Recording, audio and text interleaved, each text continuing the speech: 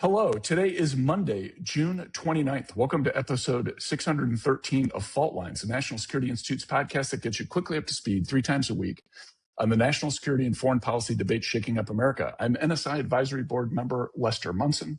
I'm joined today by senior fellows Andy Kaiser, John Lipsey, and Andrew Boreen. Folks, we're going to talk about the earthquakes that hit Venezuela last week.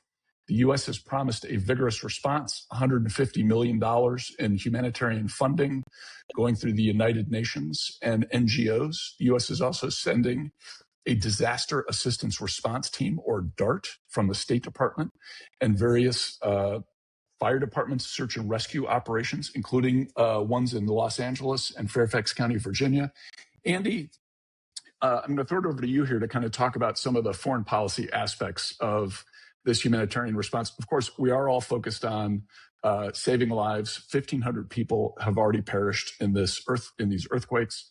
That number is likely to go much higher, so this is a significant humanitarian event. But what are your thoughts as we focus on the foreign policy aspects of the U.S. response here? Yeah, I do think this is an interesting first test of this new relationship, bilateral relationship we're trying to develop with Venezuela. You might remember in the dark of night, supported by a couple of hundred of our finest stealthy U.S. military personnel, we went in and just went ahead and took the leader of Venezuela, who was under indictment for narco-terrorism and other narcotics charges, he's sitting in a jail in New York. So we've attempted to establish a new relationship with the folks who remain, including Delcy there. And it's, had some fits and starts, but I think the trajectory is headed where the administration wants. President Trump is always quite happy with leaders and with folks in Congress who are doing exactly what he wants them to be doing, right? And the administration in Caracas has attempted to do that. Of course, we sort of had the boot on their throat as we essentially held their oil industry hostage until they acted in better faith and, more like a normal country in the Western Hemisphere. This is also supporting the quote unquote Dunroe doctrine, the greater interest in the Western Hemisphere, of course, led by former by Secretary of State Marco Rubio, whose family, of course, is from Cuba and has significant issues with the socialist regimes throughout the Western Hemisphere, sort of led in Cuba, but funded in large part by the government in Caracas with their oil cash. So we're seeing that new relationship develop. It's been interesting to watch the dichotomy between the Venezuelan relationship and the Iranian one, which of course we exchanged fire, I think, over this last weekend, less with the Iranians. So that one is very much an open question. This one seems like we're headed in the right direction. This will be a big test.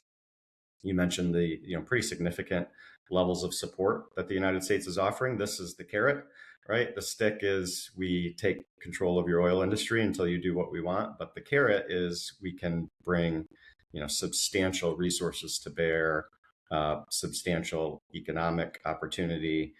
So we'll see how this plays out. But this is an opportunity for the current administration to sort of handle this in a bilateral manner, do a good job, show the world that it's in their interest to be our friend. And it's not just because of what we can do militarily, but what we can do on the humanitarian and economic sides.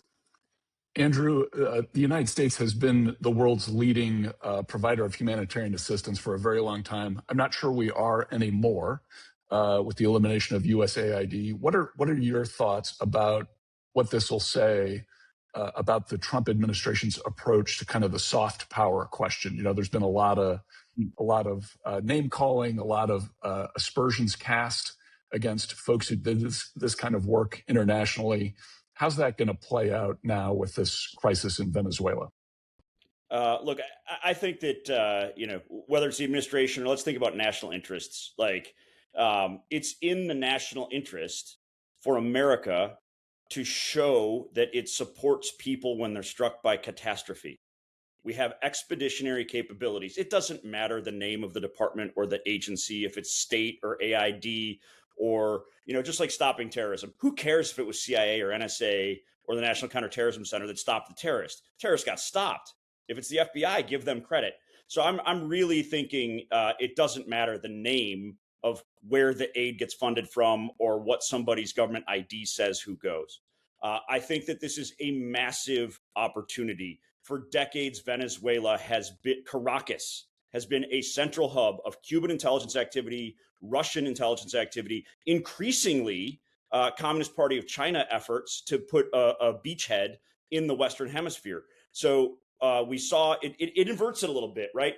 A lot of the stuff was soft power. Let's lead soft power, and then we never have to do kinetic. I think this Caracas situation, we did kinetic first. There was a surgical extract. It showed really how powerful the U.S. can be in terms of surgical precision operations, and it was non-lethal.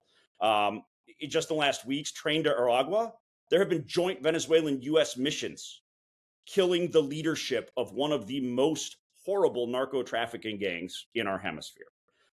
There have been extraditions to U.S. courts of those same people. I think also let's be realists and pragmatic, regardless of our party affiliation, and say, how is it bad for America if Venezuela is now participating in the non-sanctioned licit economy with their oil exports? ExxonMobil, BP, you name it. That's economic development that was already underway, and it was being done with the private capital-driven policies. This catastrophe, which is horrible, and they are saying tens of thousands missing, I think is the last I saw, hit Caracas. And I think that this is just, everybody needs to let go of partisanship, focus on the opportunity. This is an opportunity for America to not only do what is right from a values perspective and help people that are suffering and need clean water and hospitals, but it is also an opportunity to box out and send a clear message for a generation that Russia, China, and Cuba have no place in Caracas anymore. And I think that that's the pragmatic realism of it. And if it means working with Delcy Rodriguez further, great. If it means that there will be some democratic reforms, I think it only helps the prospect of democratic reforms if the Venezuelan public sees America's hand helping them today. Let's keep that going, John Lipsey. What are your thoughts about how this crisis could impact the internal politics inside Venezuela, and then maybe just as importantly, how the Trump administration is approaching those questions about democracy and who's running things in Caracas? Yeah, emphatic agreement with what Andrew just said, and laying out the opportunity and how we should be thinking about it. And I would just sort of say, so this is a major humanitarian crisis in the country, but this country has been in a state of humanitarian crisis for more than a decade. More than 7 million people have fled the country. It's on par with Ukraine and Syria in terms of a migration crisis, and this one is purely economic and driven by the horrific governance that has featured from the socialist dictatorship that's been in place for far too long. So and is directly responsible, frankly, for most of the loss of life here. It is concentrated in, it seems, public housing that was constructed literally with styrofoam in the concrete. The socialist government that has been in place owns this crisis. And while we surge in, while Andy rightly points out the partnership that we've sort of established with this government, the nascent partnership, and as we surge in, I think there is the opportunity Andrew laid out, but I think there is real risk here with our relationship with this government, and how Venezuelans already viewed this government, but also may react to it in the fallout of this crisis. So I think the U.S. needs to be very clear-eyed about, and Trump and the White House need to be very clear-eyed about how closely embraced we are to the Delcy Rodriguez regime and their response here. It has been, their response has been woeful. Other international aid has not been able to get into the country or into the region. So this could turn, pretty very ugly very quickly.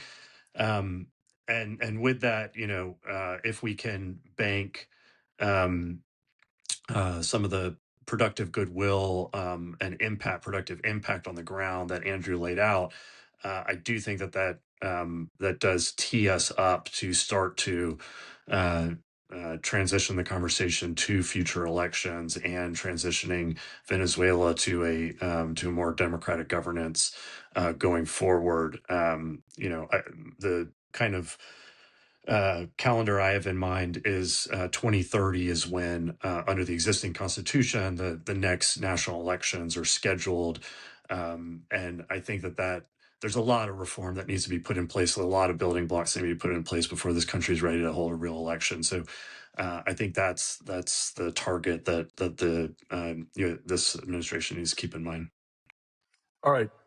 We're a podcast called Fault Lines. We're talking about earthquakes. If we don't live up to our name now, I don't know when we ever will. So while I love you guys, and I largely agree with everything you have said, let me add one wrinkle that may reveal at least a little bit of a fault line, which is the risk here for the U.S. is that we look very political in our humanitarian response, and that we are going to help a specific ally, someone we installed militarily to lead a country.